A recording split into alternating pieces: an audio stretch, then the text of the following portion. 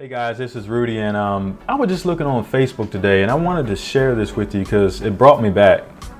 And what you're looking at, let's scroll up here. This is from October 12th, 2017. Today is actually June 1st, 2018.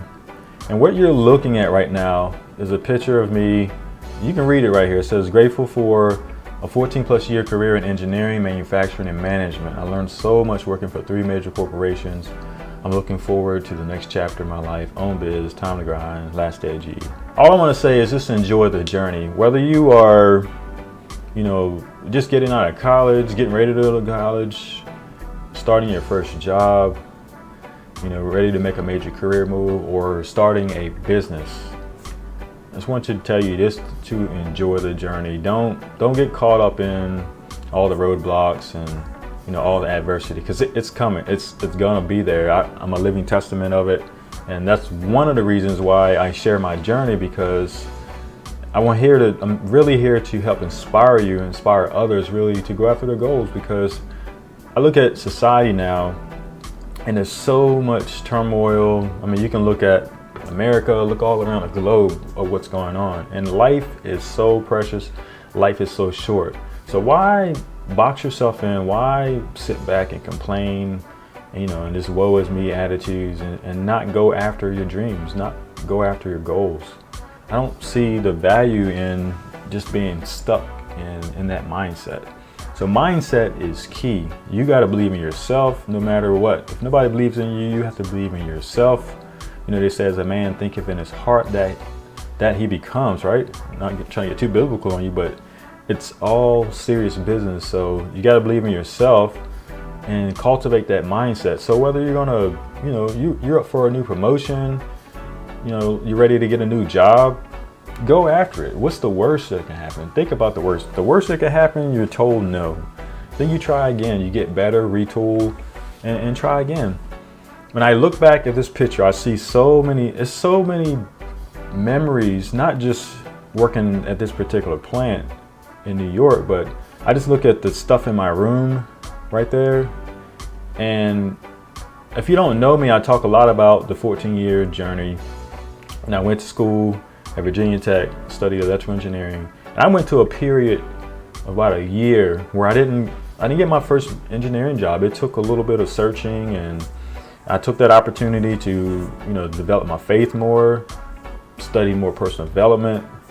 And so I went through a stint where I had to grow. And during that time, I remember reading a book called Rich Dad, Poor Dad by Robert Kiyosaki. And 2 things that came out of that book: the cash flow quadrant. And he basically showed the relationship of being an employee and a self-employed person on one side of the quadrant. And on the right side, he talked about being a business owner and an investor. And as an employee and a self-employed person, you're constantly trading time for dollars. And I look at the business owner and investor, they basically leverage time. They leverage other people's time. They leverage their money and their investments to give themselves more time and freedom to do greater things and be more, available and make more contributions in their community. That's ultimately what I wanted. And then the second part was, if you read back, I read back over this and I live by this. I learned so much working for 3 major corporations. Robert Kiyosaki said, go back to work to learn. Don't worry about the money. You're there to make money, you're there to make an income. I'm not saying that, but ultimately you have the opportunity to learn business processes. You got an opportunity to learn culture. You got an opportunity to be a supervisor, manager, learn how to lead people. You can learn from plant managers, vice presidents, CEOs, HR, finance. It was so many opportunities. So I'm just saying this to say, all the corporations I work for, I'm been very grateful for that opportunity. But ultimately, there was something pulling at me that I wanted to have that freedom lifestyle. That's ultimately what I was after, a freedom lifestyle. I loved working in, facilities, maintenance, and engineering, because I picked tough assignments where, that was a tip in career thing is, pick tough assignments, because that's where you're going to grow. If you're in a cushy job where it's not challenging, you're not going to grow. So when you run into some major adversity, you don't have any resiliency. You don't have what it takes to get through that. And every little small problem that comes up, you're going to overreact and freak out and overstress. So that was one of my tips. But reading that book, it just always planted that seed about being a business owner. And so when this time came for me to be able to step out of my corporate job and pursue business, it meant so much.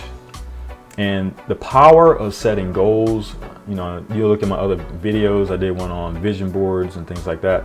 Power is setting goals. You don't know how important just planting seeds in your mind and just continue to water that faith, and you just don't realize how important that is. Because I had a goal. I wanted to retire or be financially free where I didn't have to work by the age of 40. Then it waned a little bit. It went to 45.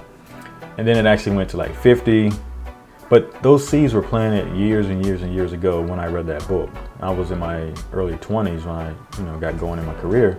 But I had already been thinking about it. So along the way, started investing in real estate, learning about that, investing in stocks, just trying different things to understand how I can leverage my money more.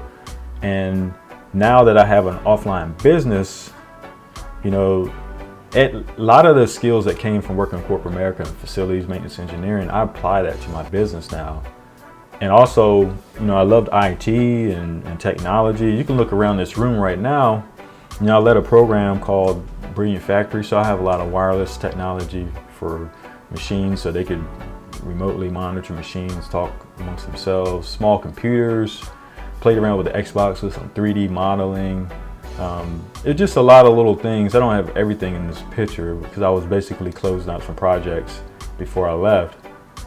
I had, I think this was a headset where you could wear like a video camera. You could talk to people remotely, and that way it was good for like remote diagnostics and just a lot of productivity things.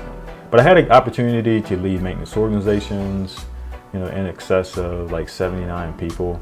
Ultimately, I want to leave you with this. Les Brown says things may happen around you, things may happen to you, but what's the most important are the things that happen in you. If I can help you in any way, comment below, like, share, and subscribe, because I'm going to continue to bring you messages like this and just share, because people need great stories in this world today. People want to hear about success. Nobody wants to hear about how people are failing and struggling. Look at the comments here. I remember meeting William and Heidi. Me and my wife, we went on a vacation in Jamaica. I think it was actually my birthday, September, before I finally left, and met some great people. Just look at the congratulations and then the good words of encouragement. So many people said, when they hear about people, taking leaps of faith, and it just inspires them. And I remember talking to a gentleman. He was just saying that, man, when I saw that, I knew you had a plan. You had to have some kind of plan. That took a lot of courage for you to do that. And it did have a lot of courage. It had a lot of faith, because if you think about it, great career, six-figure income, all those things that we all go to school for and everybody strives for, a house over, a roof over my head, cars to drive, all of it is there, but I just was missing that freedom. I was missing that freedom. I just felt like it's Mondays. When I come in on Mondays, I was dreading my Mondays, and because I already knew how the day was going to go. And no matter how much I, worked on mindset and strategy, I didn't have control, because there were other people in the corporations that were basically dictating how things were going to go. So you only had a certain level of control on what you could actually do and what you couldn't do. And ultimately, having that freedom to be able to, in the middle of the day, mow my lawn. You've seen that in other videos. In the middle of the day, just go out to lunch with my wife. Not having to ask permission to say, oh, I need time off to go do this. Now I just, I have a business partner. We communicate, we do what we got to do, and we keep it moving. And now that I'm, doing an online business as well, the offline business is, the contracted business is maturing, And now this online world is so, I mean, there's so much opportunity out there. That's why I share videos on, creating a lifestyle with an online business, because you can travel wherever you want. I was on a cruise and was still able to, do a few things, create some content, work on a podcast, brainstorm, working on a book, all these different things. It's just so many emotions right now that I feel like now I'm finally free, and I'm just running, I'm just soaring, because I don't have, I'm not tied down anymore. I have that freedom, and ultimately I want that for everybody.